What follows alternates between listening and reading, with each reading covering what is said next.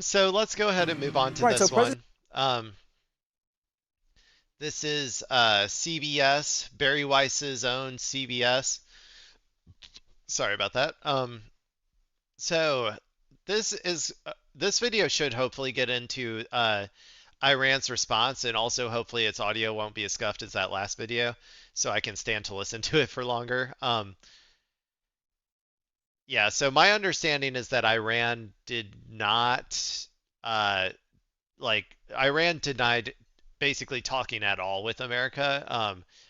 Really kind of, like I said before, this is the beginning of America's century of humiliation. Like, I think they're really kind of like rubbing in the dirt right now that they have complete and total control over this war. But let's see what Barry Weiss's CBS News has to say about it. Right. So President Trump says negotiations are underway with Iran, even as the U.S. prepares to send more troops to the region. According to the Associated Press, the Trump administration had submitted a 15-point ceasefire plan to Tehran, but the Iranian military is mocking the president's claims of negotiations. In this pre-recorded video, an Iranian military spokesperson said, quote, "Don't dress up your defeat as an agreement." President Trump had a much different outlook yesterday when he told our Ed O'Keefe that Iran gave the U.S. a big present related to oil and gas. A Why bother big talking? present. Because they're going to make a deal. They're going to make a deal. They did something yesterday that was amazing, actually. They gave us a present, and the present arrived I today. wonder what it was. And it was a very big present worth a tremendous amount of money. And I'm not going to tell you what that present is. Very mysterious. Meanwhile, fighting is still underway in the region. Overnight, Israel and Iran traded strikes, and Tehran says it fired missiles at U.S. military bases in Kuwait, in Jordan, and Bahrain. We've got team coverage on all of this for you this morning. Holly Williams is tracking the fighting from Tel Aviv. We'll speak with her in just a moment, but let's begin with CBS News White House reporter Aaron Navarro in our Washington, D.C. bureau. Aaron, good morning. So the U.S. and Iran right now are sending much different messages when it comes to negotiations. Yeah, Trump is claiming that that that Iran is on the verge of collapse and is like begging for, I don't know, begging for a ceasefire, and Iran is laughing in their face and not talking to them and just keeps shooting missiles and holding on to the Strait of Hormuz. So, um, yeah, I mean, I think the everything that I see points to Iran having like complete and total control over the course of this war right now. That might change once they do a ground invasion, but I also don't think that that'll go very well either. I think there'll be lots of deaths and stuff, but we'll see. Clarify exactly what the president is saying now. Errol, President Trump has said that these negotiations with Iran allegedly began since this weekend and went into yesterday. He has claimed that there have been 15 points of agreement that have been sent to Iran. We have learned that that has been sent through an intermediary country in Pakistan, and that Iran has agreed to 3 big points, or at least the president's top 3 points, which is preventing them from ever being able to build a nuclear weapon. Take a listen to what he Yeah, told. they said that they were never going to do that before, so congratulations. You got them to agree to the exact same thing that they have said that they were never going to do for the past 20 years. Really big deal, I'm sure. Reporters in the That's a nothing. That's no change at all from their previous position. So that's just literally nothing changed, and he's claimed it as a victory, which is a classic Trump move. White House earlier yesterday afternoon. We're in negotiations right now. They're doing it along with Marco, JD. We have a number of people doing it. And the other side, I can tell you, they'd like to make a deal. They're not going to have a nuclear weapon, and we're talking about that. And I don't want to say in advance, but they've agreed they will never have a nuclear weapon. They've agreed to that. Now, in regards to that gift that President Trump mentioned, and you saw a clip of that earlier in the show, the president said it was related to oil and gas and the Strait of Hormuz, but did not clarify on what exactly that was. As you mentioned, Iran has repeatedly denied that these negotiations were happening in the first place, as they have suggested. Well, also Iran has been memeing on him too by showing them like uh, missile deployments and stuff, and that being the gift. So that's kind of funny. Through spokespeople such as the Speaker of the Parliament or that military spokesperson that you just heard a clip from, that the president is saying that there are negotiations happening in order to alleviate oil markets that have really ramped up the pressure for him domestically to end this war. And Aaron, the U.S. now expected to deploy troops from the 82nd Airborne Division to the Middle East. Tell us about this group and where they might go. Yeah, this is about 1,500 troops heading to the Middle East, including a command element and some ground forces. That is in combination with 3 warships and about 2,200 Marines that have been on their way to the Middle East. They left a couple weeks or so ago from California. We know that President Trump has been briefed on potential military actions, including the use of ground troops and potentially special forces to seize enriched uranium that can be used to build a nuclear bomb in Iran. But sources have also said that he has not yet made a final decision, even as he says publicly that he has decided not to send troops. Yeah, he's gonna do it. He's gonna do it. If he said publicly that he's not gonna do it, that means he's gonna do it.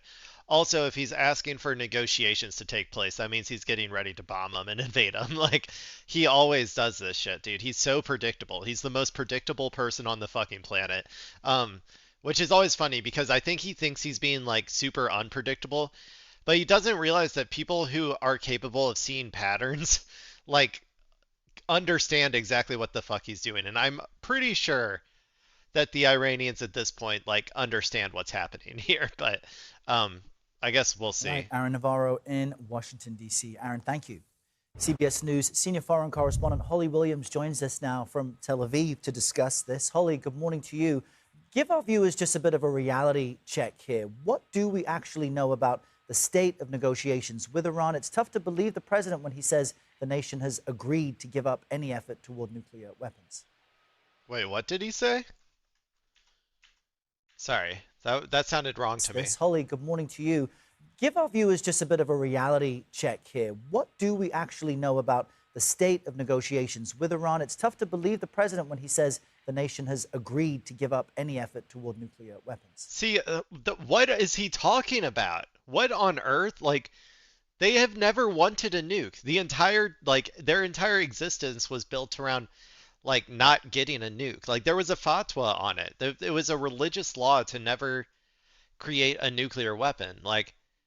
This just shows how, like, arrogant and stupid these people are, that they don't even understand the bare minimum about, like, Iran. Like, I don't even think these people understand that the previous Ayatollah was, like, basically a peaceful dove, like, who just wanted acceptance from the West. Like, he just wanted the West to allow Iran to, like, exist and, like, and even open up to, like, he was very open to, like, some form of, like, concessions or whatever to the West.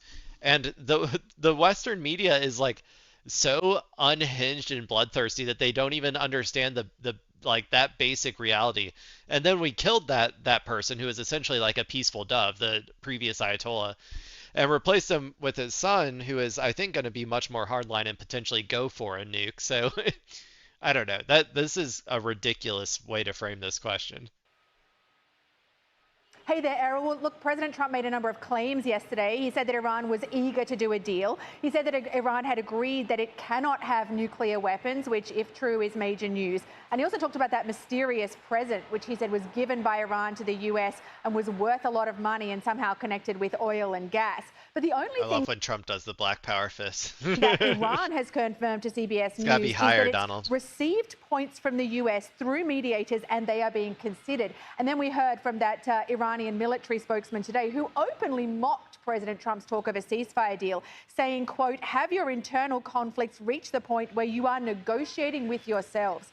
So there are some big questions about what's actually being discussed. There's also some big questions about who the US is actually talking to. President Trump says it's the right people within the Iranian regime. Whether those people speak for the entire Iranian regime, of course, we don't know. We know that the regime has long been factionalized, and there's speculation that it's become further fractured as a result of this war. And finally, the issue, I guess, is one of trust. Maybe. The US was negotiating with Iran when it launched this war.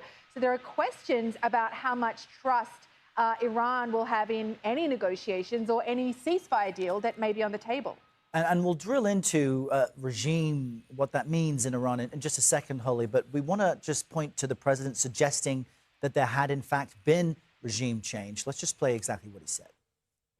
We have really regime change. You know, this is a change in the regime because the leaders are all very different than the ones that we started off with that created all those problems.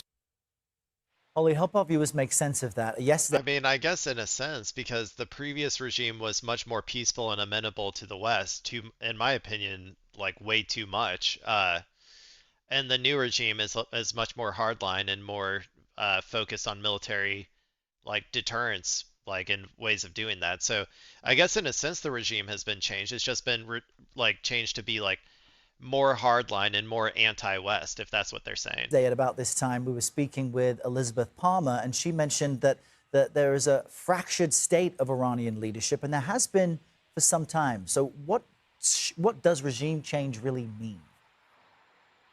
It means whatever you So, want. Errol, President Trump there is Nowadays. apparently suggesting that because some of Iran's leaders have been killed by strikes and replaced, that constitutes regime change. There has been regime change in Iran. Let's pull that apart. Yeah, At the beginning, it's just this is one thing that I hate. Like it just means nothing now. Regime change means nothing if that's the case. Like a regime change is when you replace the entire apparatus, like the entire like head like the entire political system essentially from one party to another party. And the other party is like amenable to US interest or whatever. That's why I wouldn't classify what we did in Venezuela as a regime change because it was the exact same government in place before and after we took Maduro. I would definitely not classify this as regime change. Like I don't know. I think that Trump just loves to like make words lose all meaning. of the conflict, both As someone who President likes Trump and words, that's Israel's hard Prime for me. Minister Benjamin Netanyahu apparently hoped for regime change in Iran, encouraging ordinary Iranians to rise up against their own government.